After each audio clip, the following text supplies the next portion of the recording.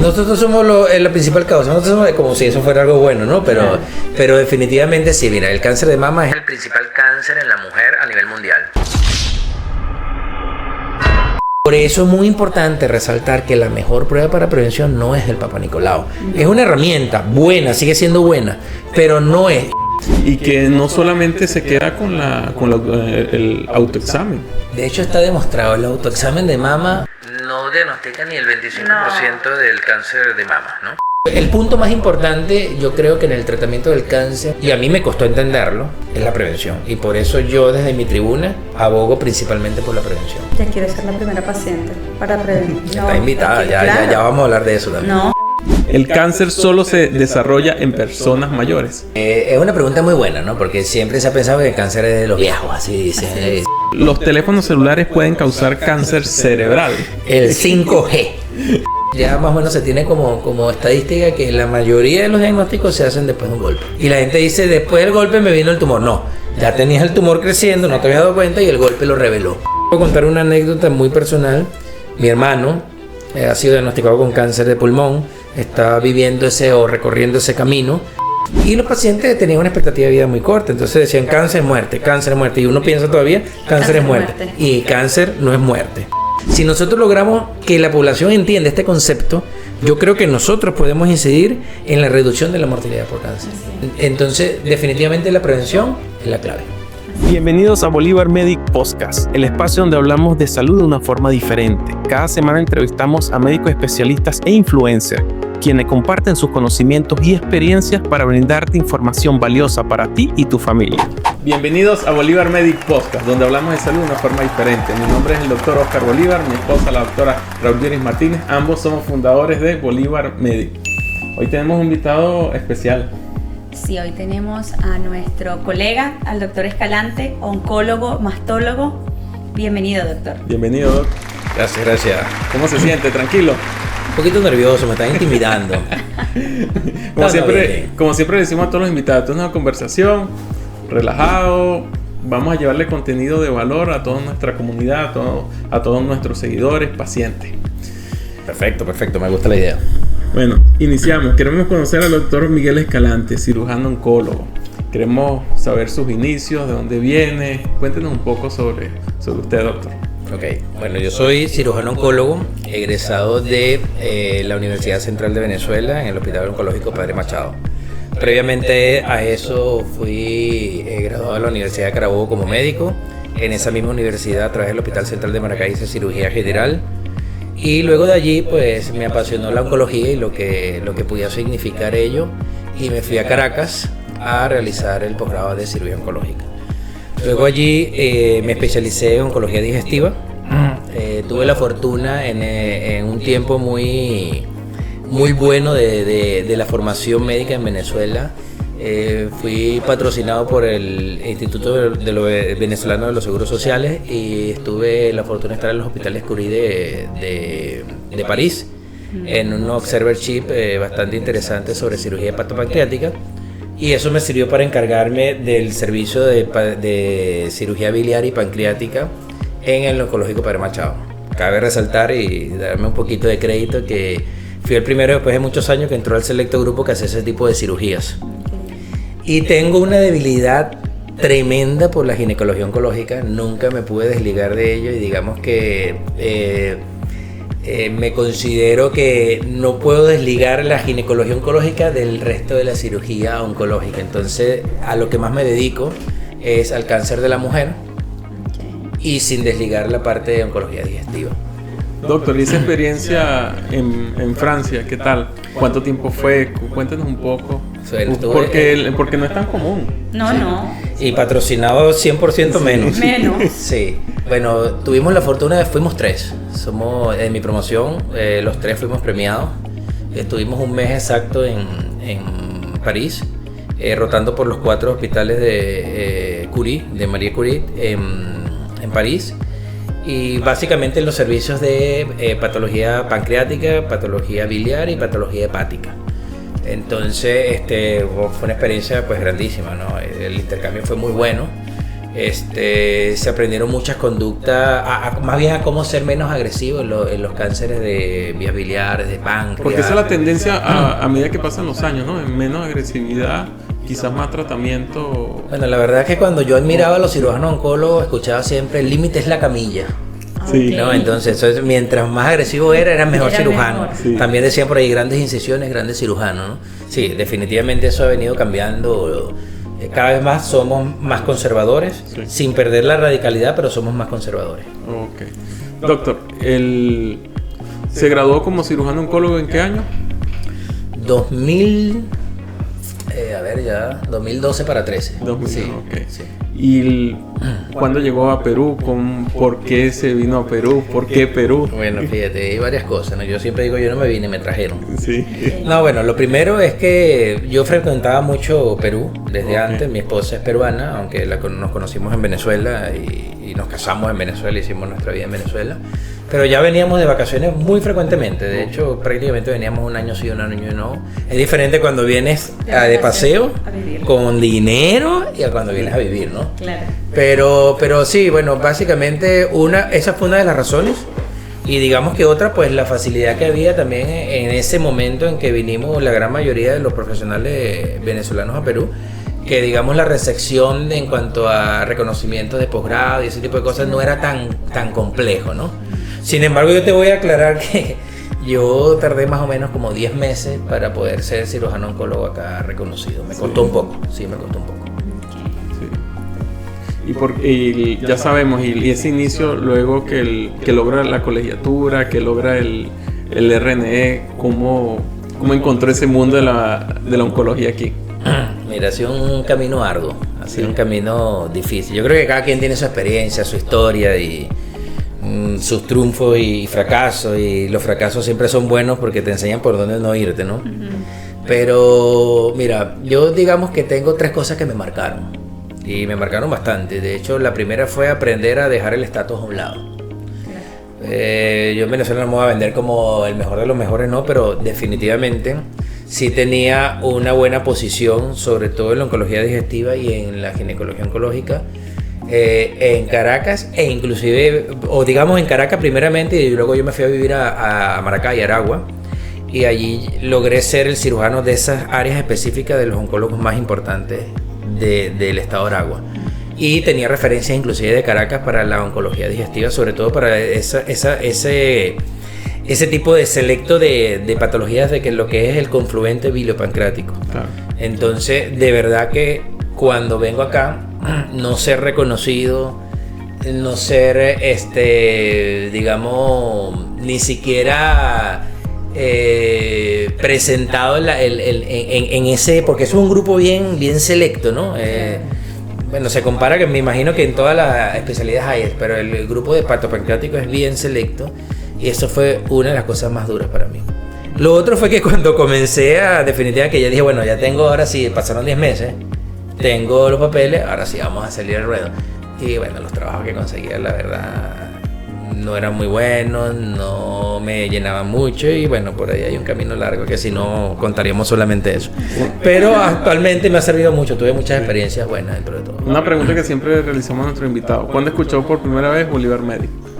No, yo los escuché a ustedes hace tiempo, de verdad que creo que con la doctora Rogeri creo que tuvimos algún contacto hace varios años. Sí.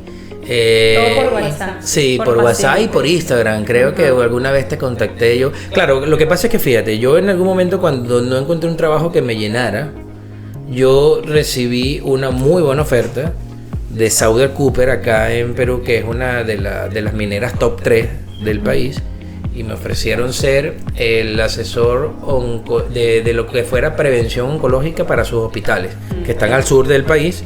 Y tienen hospitales en Tacna, en Moquegua, en Hilo y en Arequipa. Dentro de la ciudad de ellos, de la minera. Dentro de los campamentos de ellos, que son unas ciudades, como tú lo dices.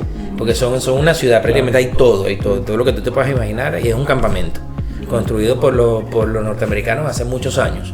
Actualmente está en manos mayoritariamente mexicanas, pero fue una experiencia muy buena porque de verdad que organizamos prevención oncológica a un nivel bastante bueno en todos sus hospitales.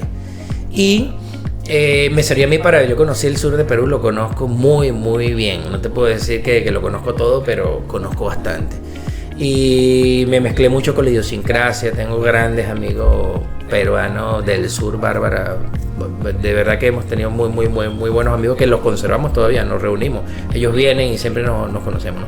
Pero entonces allí me costaba era lograr operar a los pacientes oncológicos porque siempre hay un grado de desconfianza. Siempre hay esas empresas se cuidan mucho y tienen seguros para todo. Entonces, aunque yo les presentaba un proyecto donde yo les podía hacer un recurso muy valioso porque se iban a ahorrar un montón de dinero, si yo trataba a esos pacientes, fue difícil lograr eso. Y de verdad logré operar como 3 o 4 cánceres solamente en casi 3 años que estuve con ellos. Aunque fue muy bueno la dinámica, ¿no? Y la pandemia pues cambió toda esa situación. Antes de la pandemia. Antes, sí. Y una vez que ya se supera esa segunda ola de la pandemia, es cuando yo decido definitivamente cortar esa relación y venirme a Lima a buscar lo que definitivamente me hace feliz, que es ejercer la oncología con todos los hierros. Entonces, bueno, eso me trajo aquí a experimentar muchas cosas. Trabajo con Oncosalud también, en la parte preventiva. Y allí fue que logramos hacer un contacto directo con ustedes, que fue hace poco. Sí, hace poco. Que ya lo hablaremos más adelante. Exacto. Y bueno, damos por concluido este segmento. Vamos con el siguiente. Vamos a hablar sobre oncología pura. Iniciamos este segundo segmento. Vamos a hablar sobre cáncer. Doctor, ¿cuáles son los cánceres más frecuentes, tanto en hombres como en mujeres? Bueno, en términos generales, fíjate, Oscar, varía muy poco. Generalmente el cáncer de mama en mujeres está en el número 1 a nivel mundial. Okay. En nuestros países latinoamericanos, que tenemos realidades distintas, los países ricos, desarrollados, el cáncer de cuello uterino cabalga, y en algunos de nuestros países a veces está de primero. Yo me acuerdo que en Venezuela había siempre una pelea entre los cirujanos oncólogos que más hacían ginecología oncológica y los que hacían de mama. Nosotros somos la principal causa, nosotros somos como si eso fuera algo bueno, ¿no? Pero definitivamente sí, mira, el cáncer de mama es el principal cáncer en la mujer a nivel mundial. Y el cáncer de cuello uterino en los países latinoamericanos. Una segunda causa, quizás en los países desarrollados y quizás tercera, es los cánceres de vías digestivas, colorectal. Sobre todo colorectal es un cáncer bastante frecuente. El cáncer de pulmón está a nivel de ambos sexos entre la tercera, cuarta causa. El cáncer de próstata es el principal cáncer masculino a nivel mundial. Y pudiéramos aquí también sumar inclusive algunos, de acuerdo a las edades, algunos picos que hay, se puede sumar, se puede meter por allí el cáncer testicular a edades tempranas. ¿El de piel? El cáncer de piel, fíjate, depende de muchas cosas. Es importante en cáncer de piel diferenciar dos grandes grupos, que son los cánceres no melanoma y melanoma. Y en el melanoma, que es realmente un cáncer el término sería como neuroectodérmico, ¿verdad? Puede estar también el cáncer de células de Merkel, que aunque no es propiamente de piel, se manifiesta en la piel, aunque son menos frecuentes. Pero el cáncer de piel, que es el que quizás más frecuentemente vamos a ver y que se puede prevenir, es el cáncer vasocelular y el cáncer escamoso, más sobre todo el vasocelular, ¿no? Sí es frecuente, pero quizás no está en las primeras 5 causas de cáncer. Bueno, aquí teniendo a una ginecóloga, pienso que podemos desarrollar un poco lo que es el cáncer de cuello uterino, sí. El BPH. Siendo una de las principales, bueno, creo que el 99% de las causas de cáncer de cuello uterino. Doctor, ¿a qué se deberá en la actualidad tantos cánceres de cuello uterino en pacientes jóvenes? Ahí es importante también aquí diferenciar en que el cáncer que se produce por esta vía que estás nombrando es el cáncer escamoso, ¿no? El famoso epidermoide. Claro. Porque también existe el adenocarcinoma, menos frecuente, no depende de BPH, y a otros más raros, inclusive el melanoma también puede estar metido en ginecológico, ¿no? Pero vamos a hablar específicamente del cáncer escamoso de cuello uterino, que tenemos que tratarlo como una enfermedad infecciosa, transmisible, y eso lo hace prevenible. Exacto. Entonces, tu pregunta es muy buena, ¿verdad? Porque ¿a qué se debe que cada vez vemos como más pacientes jóvenes se diagnostican con cáncer de cuello uterino? Pero fíjate que en la realidad estamos viendo más bien que estamos haciendo muchos cánceres, o sea, muchos diagnósticos precoces en mujeres jóvenes. Entonces, ¿qué está pasando? Y fíjate, hay dos cosas, una buena y una no tan buena. La verdad es que para que se produzca un cáncer en una persona que ha tenido infección por VPH de alto riesgo, eso también lo podemos hablar más adelante, que son los capaces de producir cáncer, ¿verdad? Tiene que incorporarse una proteína muy importante que es la E7, ¿verdad? A el ADN de las células, y cuando esta combinación se da, es cuando definitivamente sabemos que esta paciente va a hacer lesiones de alto grado. El problema es que este examen no se hace sino es solamente de forma experimental, no lo tenemos a la mano para realizarlo. Quizás más adelante lo vamos a tener, y nuestra mejor herramienta es determinar si la persona tiene o no VPH, y por eso digo que es una enfermedad transmisible. ¿Qué quiere decir que es transmisible? Que podemos intervenir primeramente con las vacunas. Exacto. Y segundo con la detección precoz, ¿verdad? Entonces, yo lo que veo y que es muy importante es que pareciese que sí ya la prevenir el cáncer de cuello uterino está calando en la población general. Yo tengo que reconocer que la población peruana tiene muy buena conciencia de prevención, más que la idiosincrasia venezolana en prevención. Y yo te diría que en todos los países latinoamericanos. Me parece que es así por lo que he podido ver. Y inclusive que México, que está casi siempre un poquito por encima de los países latinoamericanos, ¿no? Y esto hace que la prevención sea la herramienta más importante acá. Porque si nosotros identificamos las personas que tienen cáncer, que tienen infección por VPH de alto riesgo, podemos tratar de tamizar ese grupo. Por eso es muy importante resaltar que la mejor prueba para prevención no es el Papa Nicolau. Es una herramienta buena, sigue siendo buena, pero no es. Y te lo respondo para no extenderme tanto. El Papa Nicolau es muy bueno cuando sale positivo. Es decir, cuando dice que tienes una lesión, tiene razón en el 80% de los casos. Pero cuando dice que es normal, esa sensibilidad diagnóstica baja aproximadamente un 40%. Y eso hace que Papa Nicolau negativos puedan tener un desarrollo de cáncer, una lesión de alto grado, y lo vemos en pacientes que dice el año pasado tenía un Papa Nicolau normal y cómo es que tengo ahorita. Y la razón es que el Papa Nicolau no es tan bueno cuando nos sale normal. En cambio es muy bueno cuando vamos a hacer seguimiento de una lesión. Entonces tenemos que tratar de incentivar a la población que la prevención, como la hacen los países ricos en el mundo, es con determinación de VPH, la genotipificación, como lo quieran llamar, pero hay que identificar el VPH de alto riesgo, es lo que nos va a poner un paso adelante. Doctor, el siguiente cáncer en la mujer es el de mama. ¿Qué recomienda? Hay muchísimas, por ejemplo, el mes de octubre, el mes de la lucha contra el famoso mes rosa, que debería ser todo el año. Sí, debería ser todo el año, y que no solamente se queda con el autoexamen. Claro. Es un apoyo, una ayuda, pero hay que ir más allá. Mira, de hecho está demostrado, el autoexamen de mama no diagnostica ni el 25% del cáncer de mama, ¿no?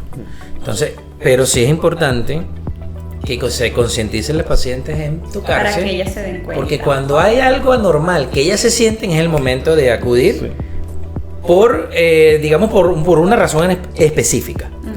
Porque realmente vuelvo a insistir, y después quizás lo vamos a tener que tocar como un tema a desarrollar, que es la prevención.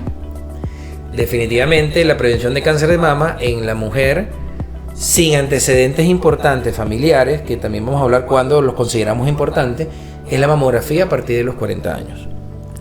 Se pudiera hacer a partir de los 35 años, pero si se hace en ese momento siempre tiene que ser complementada con ecografía.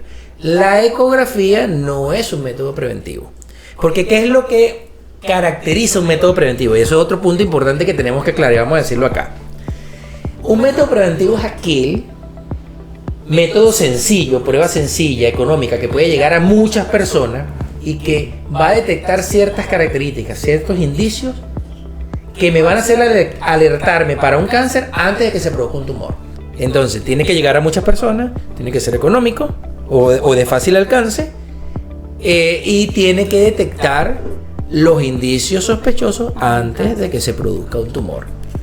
Entonces, en cáncer de mama, la mamografía es el único método que permite o que cumple todas estas características. La ecografía complementa muy bien, caracteriza perfecto, pero no cumple con estas características. Y el otro método, pero que no llega a todas las personas, es la resonancia magnética. Es muy caro, es complejo y requiere personal y requiere un montón de preparación que no lo hacen elegible como método preventivo. Hablando de cáncer de cuello uterino, cáncer de mama, la importancia de la prevención, de un chequeo preventivo anual, oncológico. Bueno, es un tema muy importante, ¿no? Mucho se habla de la detección temprana, mucho se habla del diagnóstico precoz para un tratamiento adecuado, y es verdad, está demostrado que salva vidas, pero lo que definitivamente, y siempre lo digo, creo que lo hemos puesto hasta en cuña, lo que nos va a poner un paso adelante es la prevención. Es la mejor herramienta que tenemos, no es que yo esté descubriendo algo, siempre se sabe y está supuestamente completamente documentado, pero a nosotros en medicina no nos enseñan a hacer prevención. De hecho, yo me gradué de cirujano oncólogo y siempre esperaba que me llegaran con el diagnóstico. Y así es más difícil. Definitivamente lo primero que tenemos que entender, y vamos a decirlo en la cámara también, es que es una consulta preventiva, ¿no? Entonces, una consulta preventiva es, y esto tenemos que tener muy claro, consiste en evaluar pacientes sanos, sin ningún tipo de síntomas, haciendo un examen físico muy minucioso, que aunque a veces parece rápido, es muy pragmático, lleva un flujograma muy específico, es un orden que va desde la cabeza hasta los pies, evaluando partes muy específicas como son mama, abdomen, cuello, drenaje linfático, músculo esquelético, periné, testículo, ginecológico, prostático, y quizás se me va aquí algo ahorita que no lo estoy diciendo, para tratar de indagar signos clínicos que nos alerten. Eso va sumado a una serie de exámenes que son algunos de imágenes, otros de laboratorios, otros que pueden ser específicos inclusive, como algunos marcadores serológicos y algunas pruebas genéticas, para correlacionar esa evaluación con el resultado de estos exámenes y poder concluir si el paciente está oncológicamente sano o definitivamente tiene algún signo de alerta, que no quiere decir que tenga cáncer, pero que tiene un signo de alerta. Entonces, resumiendo, es evaluar pacientes sanos para detectar indicios de los cánceres prevenibles. Fíjate esta clave, de los cánceres prevenibles. Porque también tenemos que entender que el cáncer no es una enfermedad homogénea, de hecho es muy heterogénea, y todos los cánceres no son prevenibles. Entonces, realmente los prevenibles son muy pocos, ¿verdad? Podemos nombrar cáncer de cuello uterino, obviamente, ya conversamos que es una enfermedad prácticamente, podemos decirle, transmisible, lo que nos permite cortar esa transmisión, ¿no? A prevenirlo. El cáncer de mama, por lo que ya lo conversamos un poco. El cáncer de próstata, podemos prevenirlo, y ya vamos a hablar más adelante de eso, pero podemos prevenirlo. Las leucemias y linfomas, fíjate, no son perfectamente un cáncer prevenible, pero sí es un cáncer identificable en una consulta preventiva. Entonces, es muy importante porque son enfermedades que atañen, o sea, que incluyen a nuestros niños.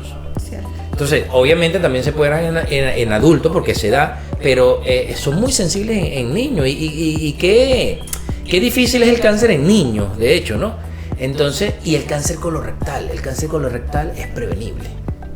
Entonces, si nosotros cumplimos con este precepto, vemos la importancia que es prevenir. Entonces, a veces hay que entender, y nosotros estamos aquí para tratar de hacer que la población entienda que si podemos prevenir estos cánceres que ya se reconocen como prevenibles, ¿por qué no hacerlo?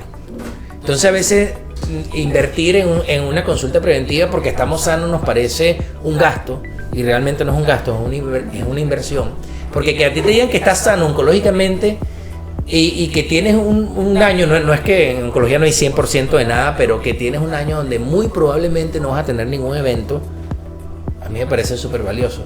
Y cuando tú agarras lo que valen, porque en realidad tú comparas lo que uno más caro, uno menos caro, no, pero siempre y cuando sean buenos, cuando tú comparas eso, en lo largo de 12 meses, que es un año, la inversión no es mucha y la ganancia es altísima. Es como invertir en la bolsa y ganar exponencialmente. Inviertes algo y puedes ganarte más del 100% de eso. A mí me parece algo así. Entonces, el punto más importante, yo creo que en el tratamiento del cáncer, y a mí me costó entenderlo, es la prevención. Y por eso yo desde mi tribuna abogo principalmente por la prevención. Ya quiero ser la primera paciente para prevenir. Está invitada, ya vamos a hablar de eso también. No, sí. Háblenos un poco claro. sobre la unidad de servicios oncológicos. Uso, ¿no? Así tenemos que Uso. llamarlo. Realmente tiene ese nombre porque queremos que en la población se entienda que es algo sencillo y uso es usar cualquier cosa, ¿verdad? Pero así queremos que nos sientan a nosotros, no que nos van a usar para cualquier cosa, ¿no? Pero sí que definitivamente somos cercanos, que somos sencillos, accesibles, ¿verdad? Vamos a estar al alcance de todo. Mira, la unidad de servicio oncológico viene en mi cabeza hace bastante tiempo. La perfeccioné mi experiencia, por ejemplo, con la red de Auna, de Oncosalud. De verdad son una empresa exitosa, pero tienen muchas cosas que pueden hacerse diferentes y mejores. Y es donde nosotros queremos cubrir ese espacio, porque la prevención oncológica no es un número. El paciente oncológico no es un número. No es un producto, es más que eso. Es una historia, es una persona, es una familia. Es una carga emocional que nosotros estamos dispuestos a compartir.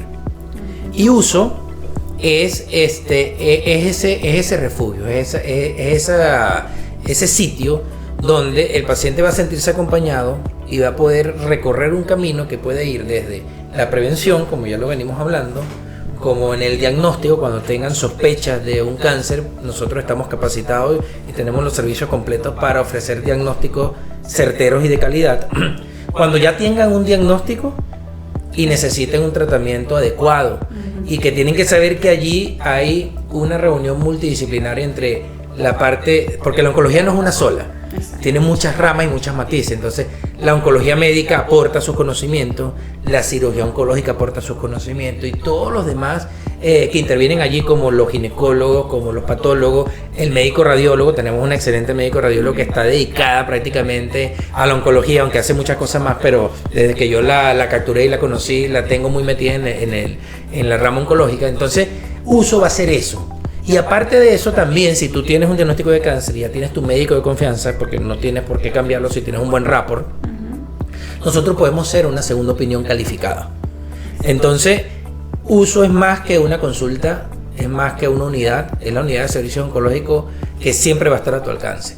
Y de verdad, ojalá logren acompañarnos en este proyecto y entender que invertir en prevención es importante, porque se van a dar cuenta que aunque es algo que están haciendo, tenemos una expectativa grandísima por el servicio que vamos a brindar. Entonces está todavía organizándose, pero ya estamos sobre la marcha. Y bueno, es importante que yo les quiero reconocer a ustedes que ustedes entendieron esa idea, que no ha sido fácil, que la hemos discutido muchas veces con otros médicos, y que ustedes como médicos primeramente y como personas entendieron cuál es la idea de prevención y cuál es el objetivo. Más allá de que también es un negocio, ¿no? Pero más cuál es el objetivo principal. Y definitivamente yo les agradezco, porque Bolívar Media es parte de uso de la unidad de servicio oncológico. Sí. Bueno, ya saben, tienen que seguirla en las redes sociales como Unidad Oncológica Piso Uso, tanto en Instagram como en TikTok. Estamos naciendo. Y bueno, igualmente todas las redes de Bolívar Media, arroba Bolívar Media. También dejen sus comentarios si quieren alguna segunda opinión, si tienen algún familiar, pueden, allí tenemos esta plataforma donde pueden dejar sus comentarios, darle like, suscribirse, ¿qué más?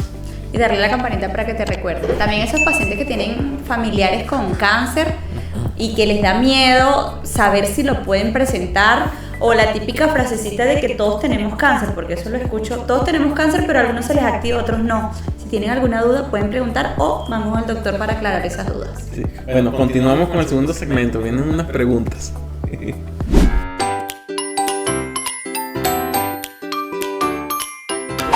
Iniciamos este tercer segmento, me gusta bastante. Vamos a jugar, doctor, vamos a jugar con conocimiento. A ver. Sí, vamos a hacer un juego donde yo voy a decir un mito, o una frase, algo que se diga sobre el cáncer, y usted me va a responder si es una verdad médica o es un invento absurdo. Okay. Son 5. Iniciamos con el primero. El cáncer solo se desarrolla en personas mayores. Mira, es una pregunta muy buena, ¿no? Porque siempre se ha pensado que el cáncer es de los viejos, así dicen, eso se ha dicho mucho. Es cierto que la mayor incidencia siempre está por encima de los 50, 55, inclusive por encima de los 65 años. pero es un mito. Definitivamente es un mito, invento absurdo, también le dicen. Sí. Yo no lo veo tan absurdo porque definitivamente siempre se ha pensado eso. Pero la verdad es que la mayoría ocurren allá, pero nadie está exento de poder tener un cáncer a cualquier edad.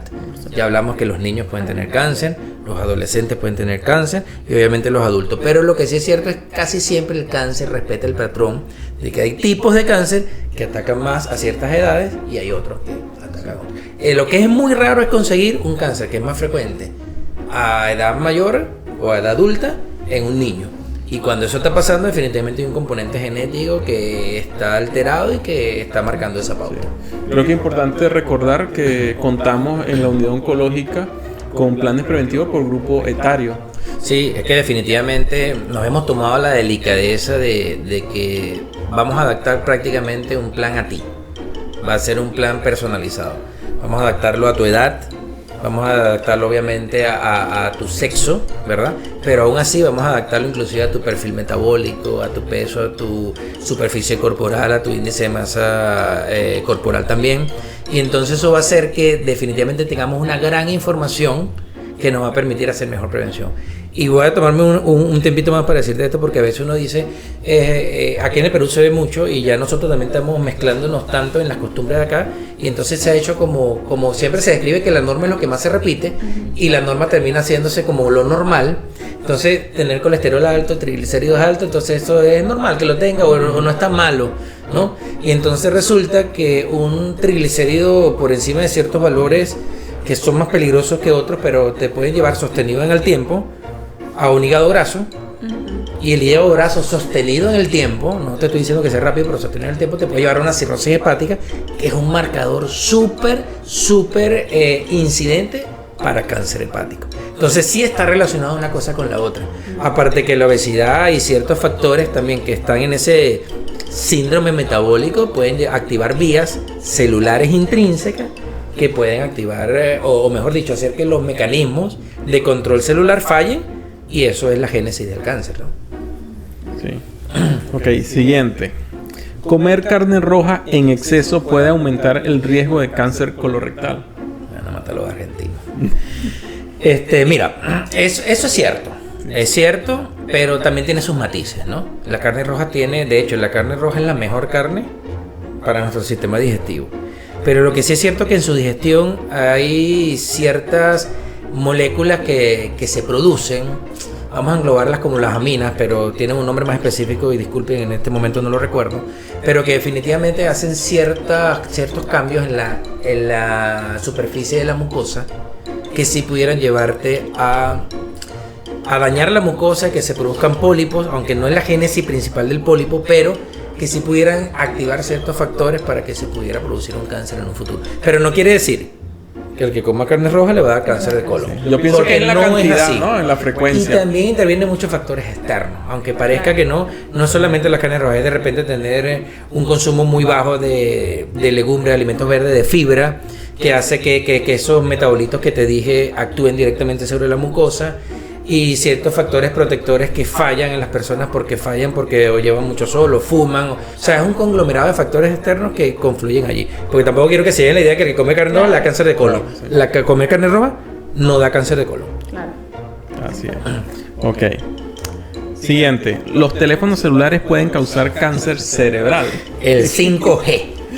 Mira, realmente yo en lo personal te mentiría si te digo que tengo la verdad absoluta, ¿no? Pero no hay ningún estudio, al menos que yo haya revisado, y hubo un tiempo que eso estaba muy de moda y lo revisamos mucho, y no hay ningún estudio que avale eso. Sé que la Organización Mundial de la Salud por ahí lo puso como una alerta, pero creo que ya se hubiesen visto mucha casuística, porque ¿quién no usa un celular en estos momentos? Y en exceso. Y en exceso. En realidad yo diría que eso es un mito absurdo, así como tú dijiste. Siguiente. ¿El cáncer puede ser hereditario en algunos casos? Definitivamente sí, ya Rogeri lo contestó. Pero sí, no en el mayor porcentaje de los casos. De hecho, hay como una mnemotécnica 80-20. El 80% de los cánceres es multifactorial y casi siempre responde a factores externos que inciden con nuestra epigenética que son los factores internos. Se mezclan y ahí sale un conglomerado que puede llevarte a producir un cáncer. Pero hay un 20%, 15-20% que definitivamente sí es genético, sí es herencia. Pero esto es un poquito complejo de demostrar. Entonces, aquí, o sea, esto es otro mundo. Pero nosotros utilizamos ciertos criterios para tratar de sospechar cuáles son esos o ese grupo de personas que puede tener un cáncer genético.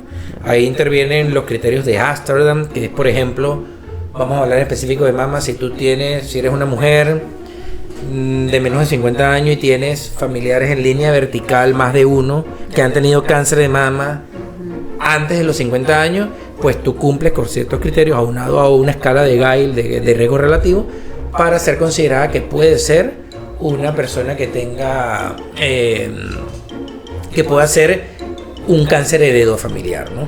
Pero lo más objetivo son pruebas genéticas que sí demuestran mutaciones de genes como el famoso BRCA, a mí no me gusta decirle BRCA, BRCA1 y 2, el síndrome de Lynch, la microsatelitosis, la inestabilidad microsatelital, entre otras cosas, ¿no? Pero sí, definitivamente eso es cierto, es verdad. Okay. Último, ¿un golpe fuerte en un seno puede causar cáncer de mama? No, es un mito absurdo, pero sí hay diagnóstico, o sea, vamos a ponértelo así, un golpe fuerte puede diagnosticar cáncer de mama y cáncer en cualquier otro... Puede llevar al diagnóstico. Claro. Y es más frecuente de lo que ustedes creen. Sí. De hecho, no sé si ustedes han escuchado hablar de los tumores de partes blandas, los sarcomas. Un tumor bastante agresivo, malo, tienen muchos tipos. Y como son sarcomas, son tumores de los tejidos mesenquimales. Pueden haber tumores de cualquier parte de nuestro cuerpo que tenga un tejido, que tenemos todo, hasta las uñas, claro. Sí. Puede producir un sarcoma. Y en todos los libros ya más o menos se tiene como estadística que la mayoría de los diagnósticos se hacen después de un golpe. Y la gente dice, después del golpe me vino el tumor. No, ya tenías el tumor creciendo, no te habías dado cuenta y el golpe lo reveló. No, eso es un mito. No lo voy a decir absurdo, pero es un mito. Sí, es que si llegan muchas pacientes cuando te llegan con quistes en las mamas, te dicen, no, es que justamente me dio un golpe, el niño me dio un golpe o yo no lo tenía. Pero fue por el golpe que se dieron cuenta que había algo irregular. Bueno, por lo menos de mamá me han llegado claro, así. pero fíjate que un golpe no es que te va a producir quistes, Claro. pero sí puede favorecer la proliferación de un tejido mamario. Que se forme un hematoma, porque eso produce una respuesta inflamatoria, una reabsorción de ciertos elementos y puede producir sí una proliferación que te puede llevar a quistes. Ahora, la principal producción de quistes y lesiones sólidas es la condición o mastopatía fibrosa, ¿no? O fibroquística de la mama, que también es una condición heredofamiliar, ¿no? Bien dominante en las mujeres. Bueno, damos por concluida este segmento. Vamos con el siguiente segmento, que es el de preguntas de la audiencia.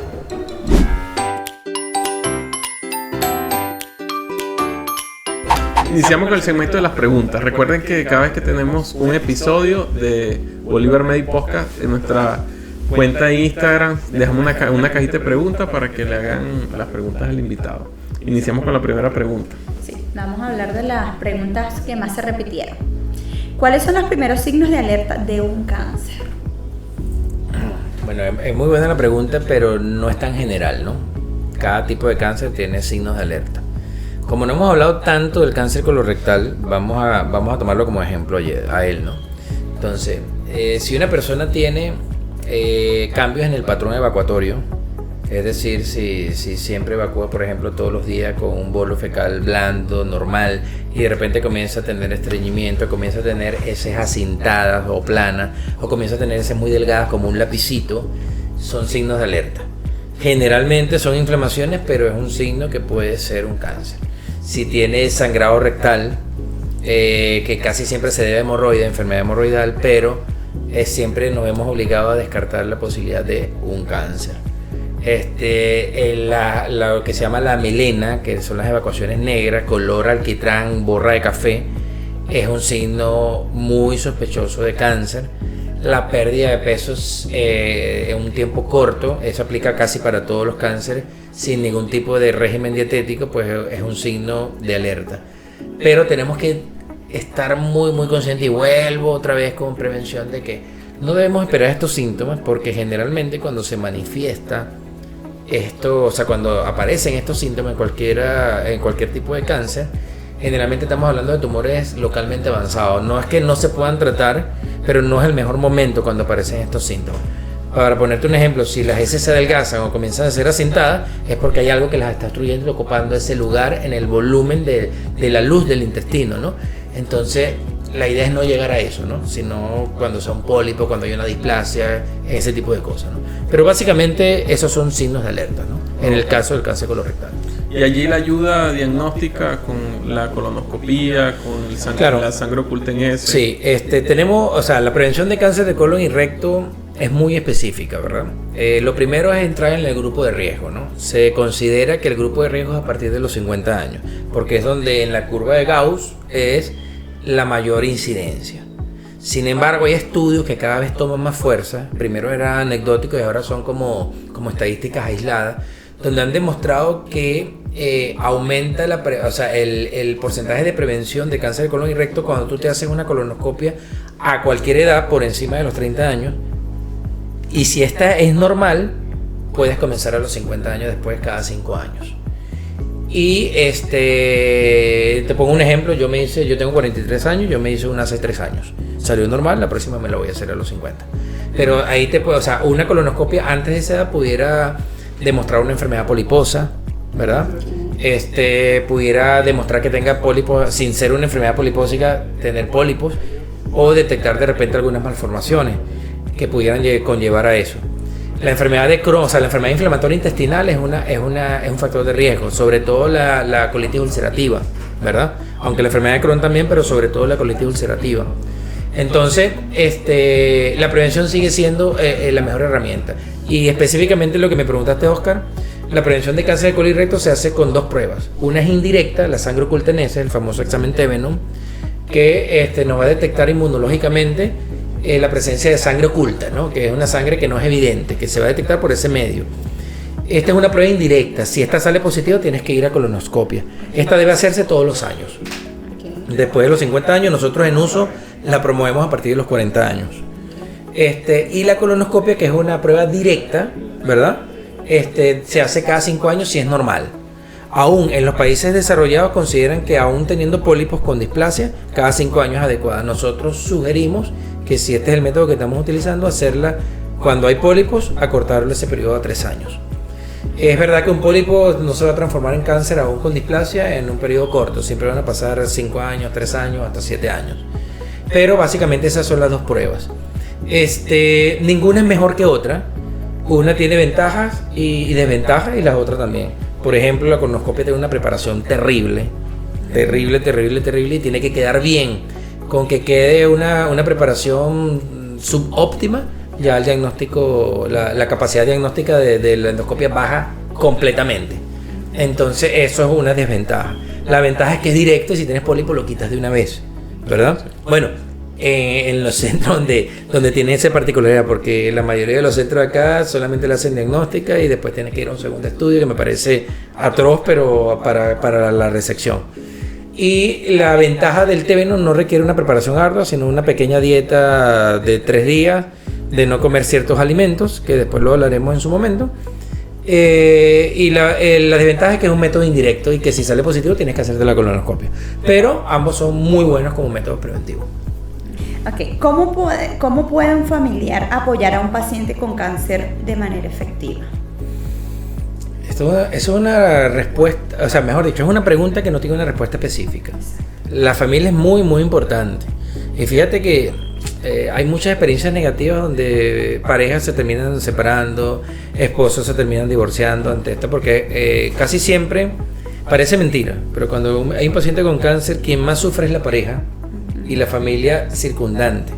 Porque el paciente oncológico, sobre todo cuando está en tratamiento, quimioterapia, radioterapia, no tanto en la cirugía, pero cuando está en ese periodo, tiende a estar de mal humor, a ser muy sensible, a ser déspota, y ahí requiere más apoyo que nunca, ¿no?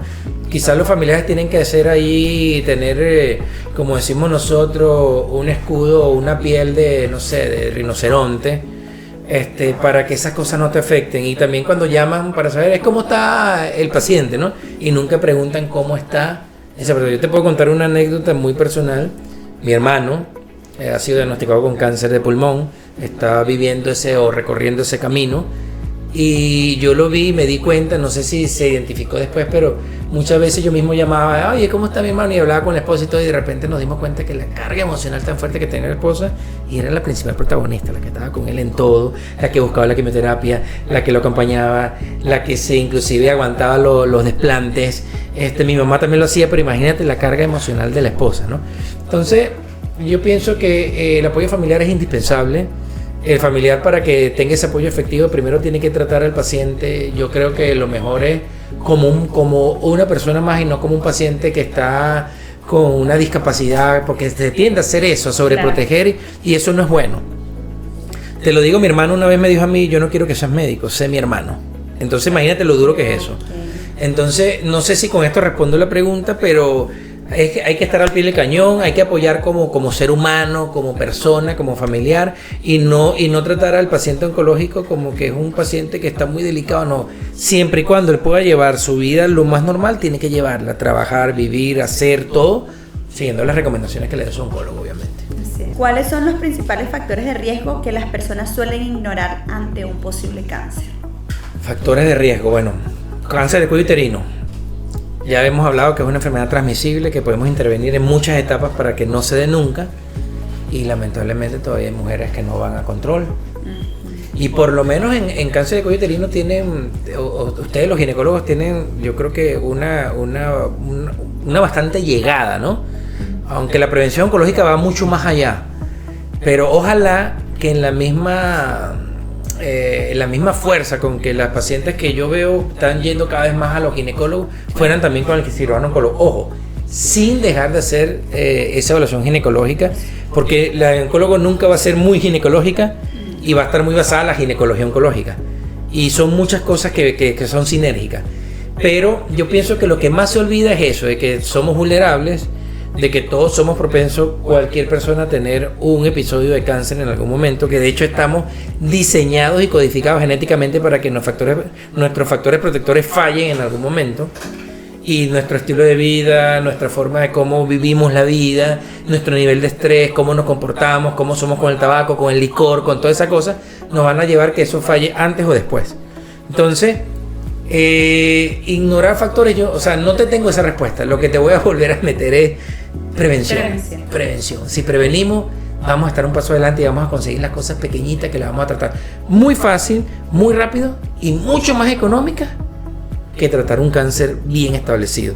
Siempre me preguntan lo mismo, ¿es caro el cáncer? ¿Tratar el cáncer? Obviamente sí, pero más caro es tratarlo que prevenirlo. Claro, por supuesto. Última pregunta. Vamos con la última pregunta. Yo me extiendo mucho, ¿no? La respuesta, ¿no? ¿Qué tan importante es la detección temprana en la supervivencia de un paciente? Es muy importante. De hecho, hasta hace, yo diría, unos 20 años, la detección temprana fue el pilar fundamental del tratamiento. Se demostró antes, prácticamente, te estoy hablando de 20 años atrás, y un poquito más allá, no mucho, pero un poquito más allá, 10, 15 años más atrás, no existía el auge de la quimioterapia. De hecho, ni existía la quimioterapia en nuestros países latinoamericanos, y el mejor tratamiento, la única opción que tenía era la cirugía. Pero cuando se hacían la cirugía, cuando habían tumores ulcerados, que era evidente porque no había detención temprana, nadie se tocaba, mucho menos iba a ir a un médico para que te tocara. No había la pericia del médico para detectar tempranamente. Y los pacientes tenían una expectativa de vida muy corta. Entonces decían cáncer, muerte. Y uno piensa todavía, cáncer es muerte. Y cáncer no es muerte. La detección temprana, como te dije anteriormente, fue el pilar fundamental del tratamiento o del manejo del cáncer hasta hace muy poco. Pero lo que sí es cierto es que los grandes países ricos del mundo han invertido cada vez más en la prevención. Y vamos a volver a hablar de cáncer de cuello uterino. ¿Por qué en Estados Unidos, en Canadá, en Australia, en Israel no hay tanto cáncer de cuello uterino? Es anecdótico, no ven cáncer de cuello uterino nunca. ¿Por qué? Porque la mayoría de la población, primero, está vacunada. Cierto. Y segundo, los buscan en su casa. Hay programas donde ellos tienen que ir, porque es parte de la idiosincrasia, es parte de la cultura. Entonces, para no hablar de cada uno de los cánceres, la detección temprana demostró que salva vidas y que reduce la mortalidad por cáncer. Pero demostró que más que la detección temprana, reduce más la mortalidad por cáncer la prevención. Entonces, si nosotros logramos concientizar a las personas, y es la finalidad y el objetivo principal de uso y mía. Inclusive ya sumamos a Bolívar Medi en general, porque cada vez más las diferentes especialidades entienden más el concepto. Si nosotros logramos que la población entienda este concepto, yo creo que nosotros podemos incidir en la reducción de la mortalidad por cáncer. Entonces, definitivamente la prevención es la clave. Bueno, damos por concluido este último segmento y bueno, vamos con nuestro segmento favorito. Ahí va. Bueno, doctor, ya hemos concluido este episodio. Antes de terminar, le tenemos un obsequio de parte de nuestros amigos de Prengo, para que lo sigan en todas sus redes sociales como @Prengo. Para que lo abra, un detalle de Bolívar Medi Podcast. Lo invito a que lo abra, doctor. Hay que abrirlo acá. Claro. Sí. Vamos a abrirlo como se merece, con esta cintica. Vamos a ver.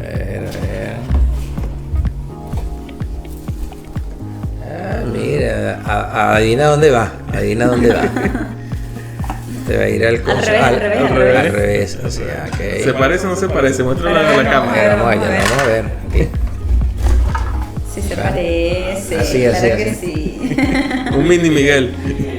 Ahí está. Mira, no, y lo hicieron bien, así talladito. Está bien. Mira, va al consultorio de uso, ahí va a estar. Seguro. Gracias. Lo aprecio bastante. Sí. Y bueno, nosotros agradecidos con su presencia, sé el tiempo que le dedica a estar aquí a estas horas. Y más allá también por formar parte de la familia Bolívar Medi, por ser un aliado importante para nosotros en este nuevo proyecto que está iniciando, que es la unidad oncológica, y que sabemos de su talento, de su experiencia, y bueno, nosotros 100% agradecidos porque forma parte de nuestra familia. Gracias. No voy a agregar más, de verdad que lo hicimos, lo pospusimos, pero bueno, los tiempos de Dios son perfectos, dicen, ¿no? Así es. De verdad que sí, yo también veo en ustedes, hay una obra muy bonita en ustedes, de verdad. Y me sorprende también que en Bolívar Medi se respira eso. Sí, de verdad, y tienen muy buenos profesionales, te lo he dicho. Sí. Hay que cultivar eso. Yo me quedé sorprendido con la reunión que hiciste el otro día. Sí. Qué bueno. Bueno, nos vemos en el próximo episodio. Vamos.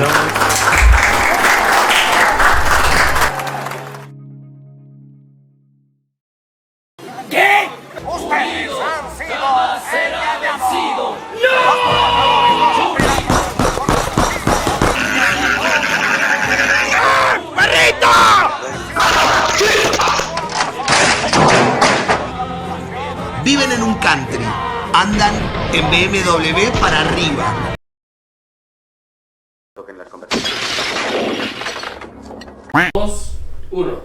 Bienvenidos a Bolívar Medic Podcast, donde hablamos de salud de una forma diferente. Mi nombre es el doctor Oscar Bolívar, mi esposa la doctora. Esos bastardos me mintieron.